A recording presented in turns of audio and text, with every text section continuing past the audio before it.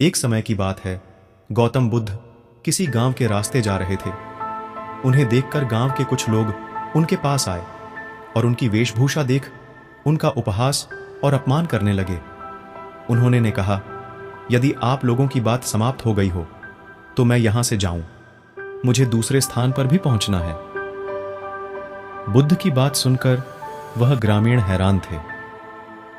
एक शिष्य को यह देखकर बहुत बुरा लगा। उसने पूछा, आपको इनकी बातों का बुरा नहीं लगा? आपका इतना अपमान किया और आप दुखी भी नहीं हुए?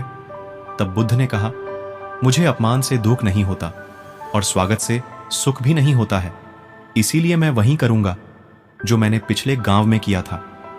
एक ग्रामीण ने पूछा, पूज्य, आपने पिछले गांव में ऐसा क्या किया था?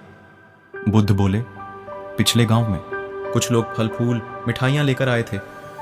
तब मैंने उनसे कहा था कि मेरा पेट भरा हुआ है, मुझे माफ करो। तब मैंने उन्हें वह फल वापस लौटा दिए थे। इस तरह आपने मुझे अपशब्द भेंट किए तो मैं वापस इन्हें आपको लौटाता हूं। इसलिए ध्यान रखें, कोई आपके बारे में कुछ बुरा बोलता है तो ये वो इस बात पर निर्भर करता कि आप चीजें किस तरह से लेते हैं। यदि आप स्वीकार नहीं करते हैं तो वह स्वयं ही उनके पास लौट जाते हैं। आपका मान या अपमान किसी दूसरे शख्स के कहने पर नहीं होता।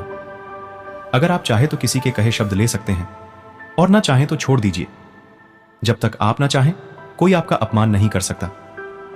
आपका मान या अपमान किसी दूसरे शख्स के कहने पर नहीं होता। अगर आप चाहे तो किसी के कहे शब्द ले सकते हैं और ना चाहें तो छोड़ दीजिए।